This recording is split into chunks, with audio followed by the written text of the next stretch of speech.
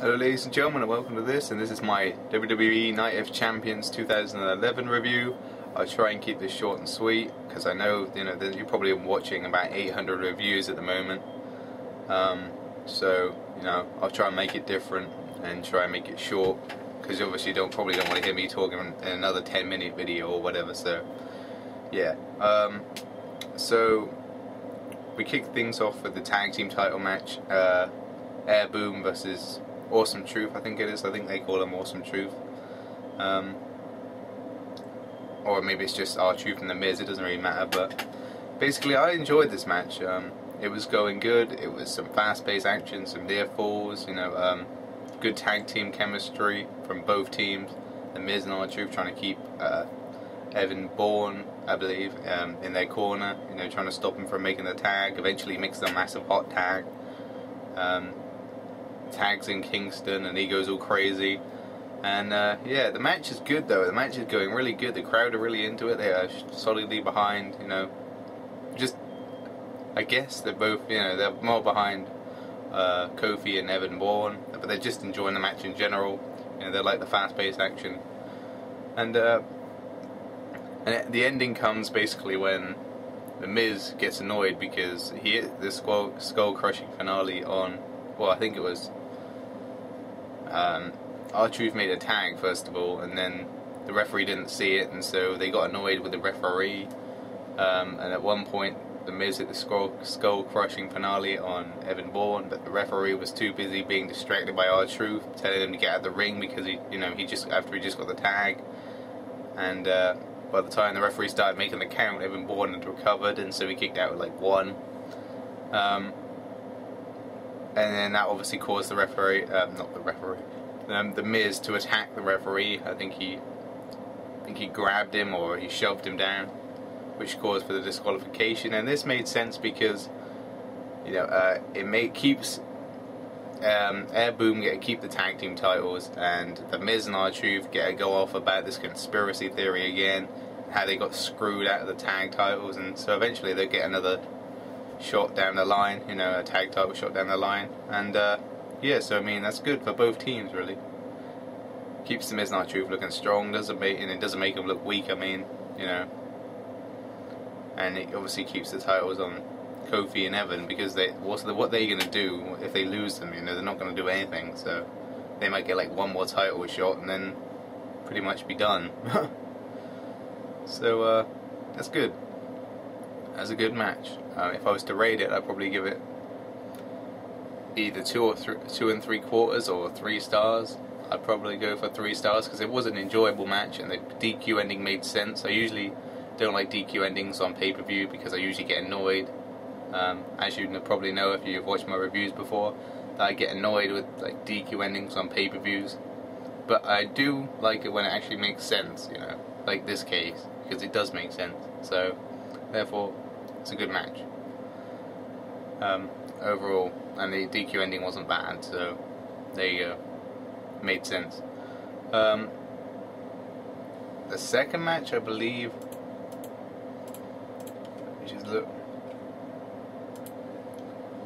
I think the second match was the United States title match.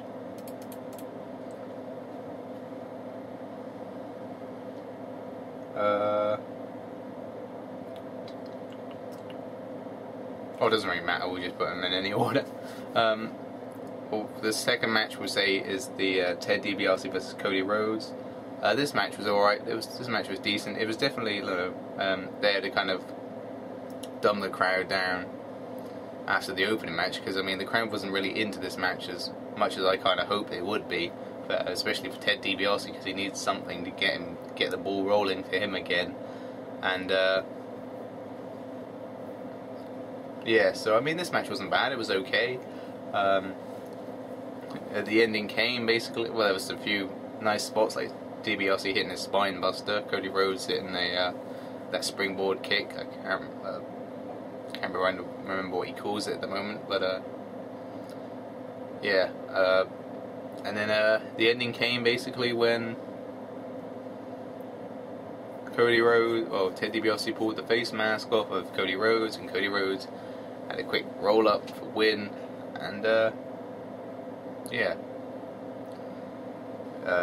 Yeah, they had it was a dirty win because he held the tights, so it means that they can, you know, have another match in the future. They can keep the feud going. Doesn't make Ted DiBiase look weak. Basically, just did its job here. You know, Cody Rhodes kept the title, and you know, they get another match down the road, which I'm quite looking forward to. I mean, this match was okay. I'd probably give it like 2 stars.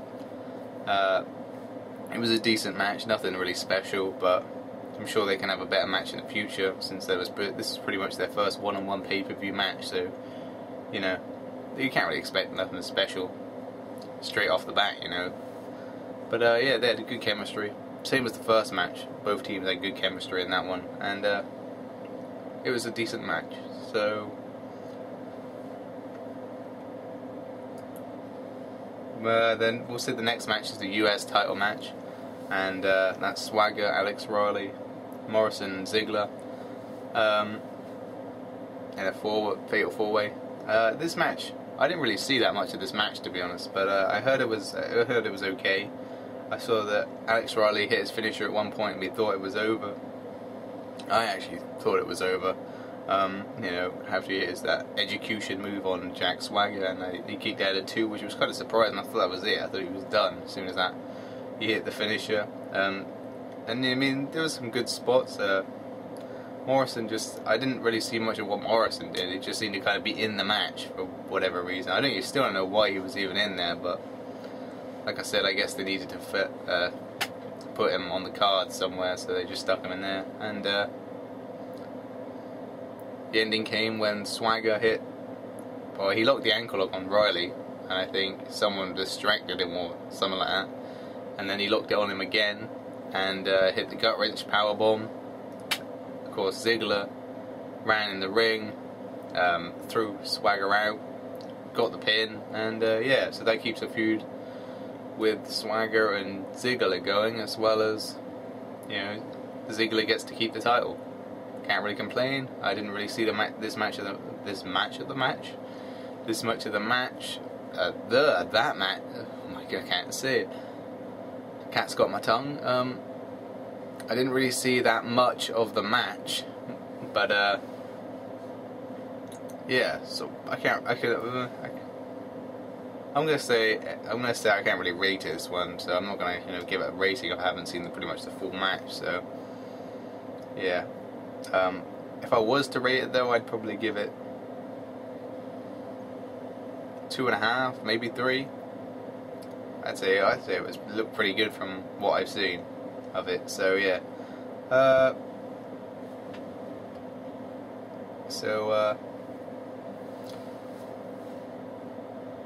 The next match is Mark Henry versus Randy Orton, and I'm surprised, man. I thought Orton was going to win this one.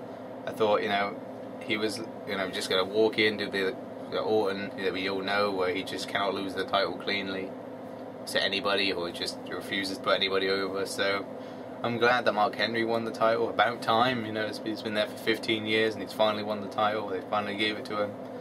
I wasn't really a big fan of Mark Henry before, but man, the way they're building him up as this heel dominant monster is just awesome.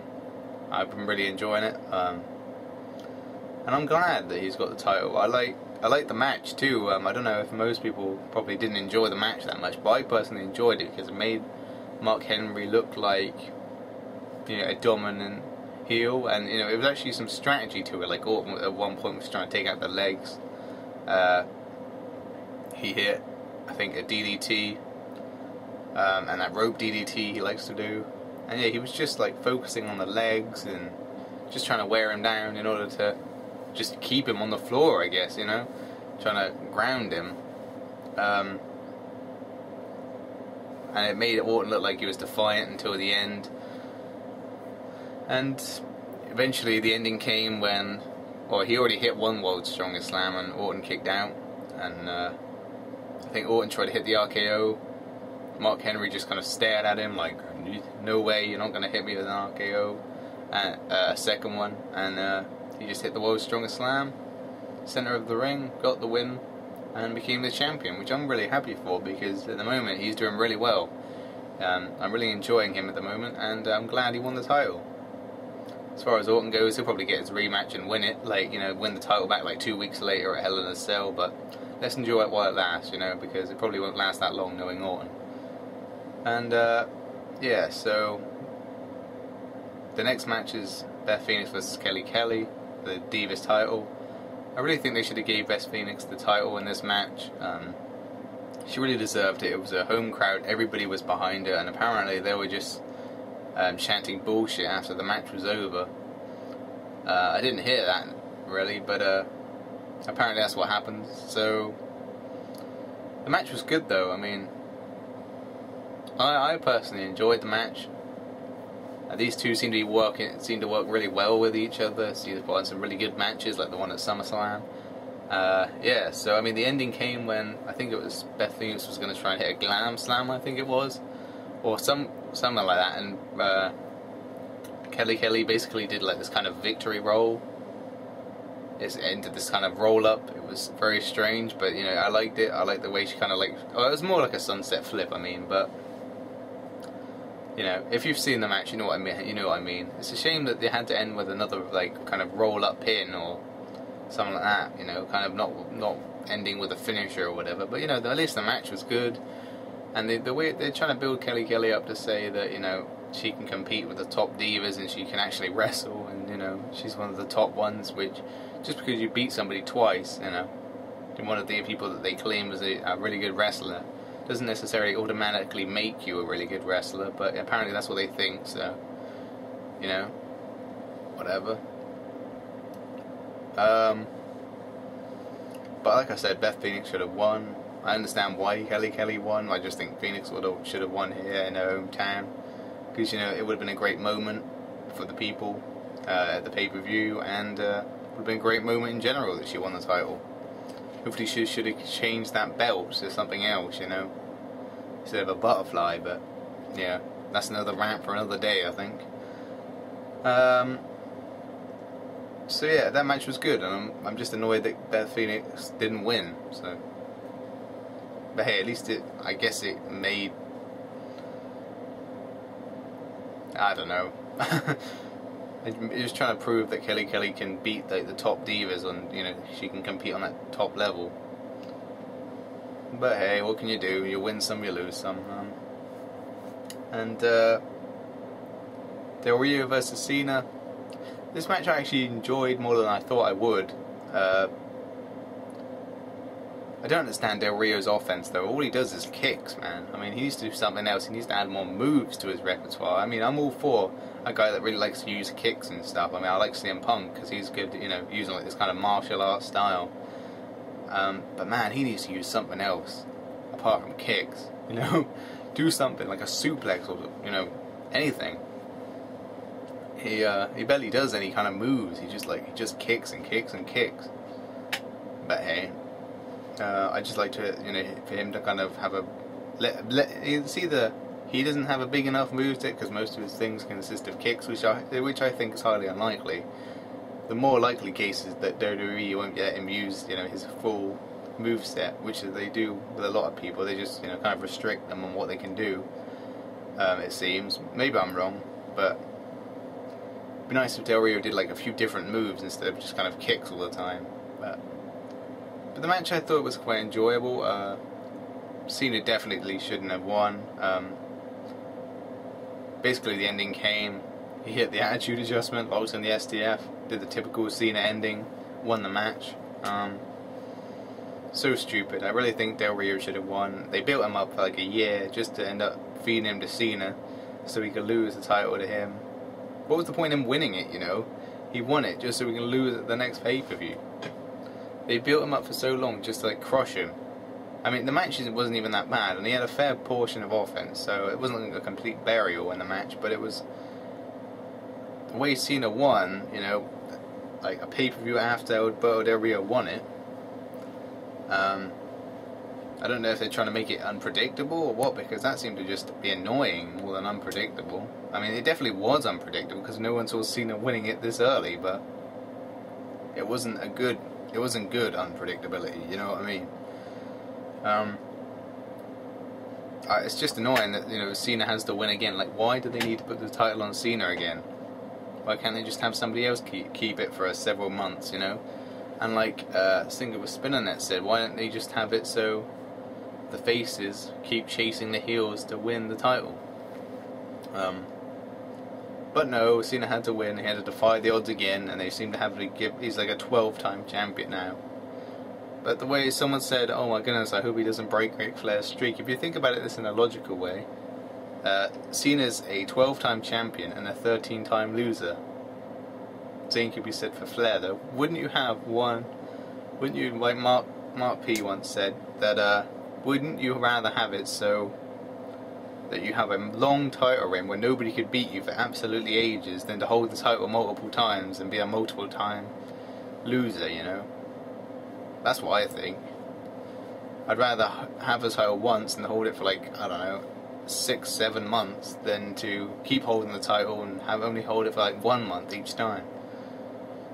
So you could basically have one title reign that lasts 6 months, or you could have 6 separate title reigns that last 1 month each. You know, yeah, each one.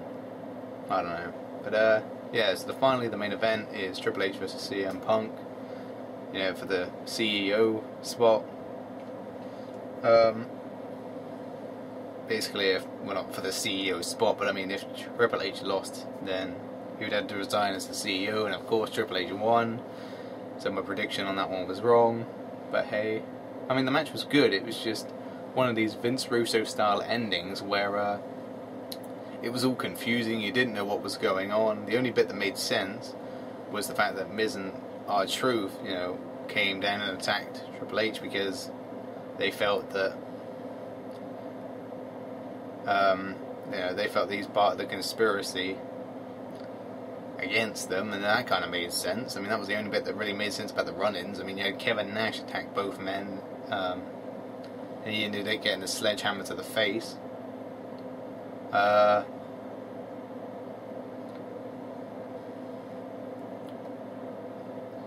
yeah, I mean, it was just all kind of confusing. It was a Vince Russo kind of ending where everybody ran down to the ring, you didn't know what the hell was going on. And as my friend likes to say, he was called MWD, he likes to call it basically the clusterfuck battle royal, and that was pretty much what this was. There's a load of people fighting. Triple H and CM Punk ended up fighting Miz and R-Truth. I mean, it was just all kind of confusing. But the match was good. It was just the ending. Seriously, confusing ending there. Where Triple H ended up pedigreeing CM Punk and getting the win. But, yeah, that was about it. It was a good match. It's just the ending was very confusing. It was Vince Russo style booking where nothing really makes sense. You know, there's all just sorts of people running down to the ring doing all sorts of things that makes you all confused and you have no idea what's going on.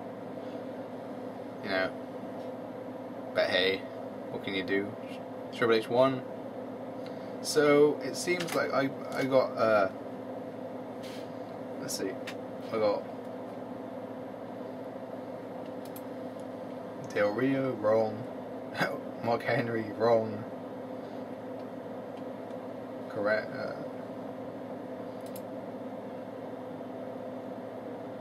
So I got 4 wrong and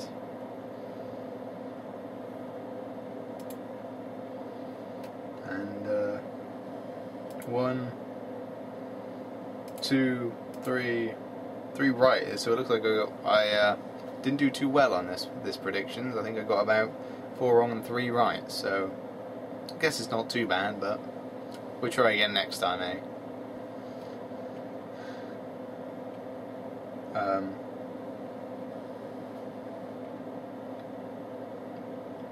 One, 2. Oh yeah, so I was just checking. So yeah, that's about it. That pretty much wraps it up. I'll give it about a 7 out of 10. I know I didn't say some of the star ratings, but I'll put them in the description below. So yeah, also check out my music channel. I will be uploading a new video either this month, or the end of this month, or next month, which is Stand By Me by Benny King. So thank you for watching this video. Subscribe, add me as a friend, do what you do. You know, sorry this video is probably another one that's really long. I try and cut them down, but I end up rambling on. So yeah, it's just I'm gonna try and make them shorter. It's just you know, I just like to ramble and say a lot about the match because I usually have a lot on my mind. So there you go. Thank you for watching. Peace.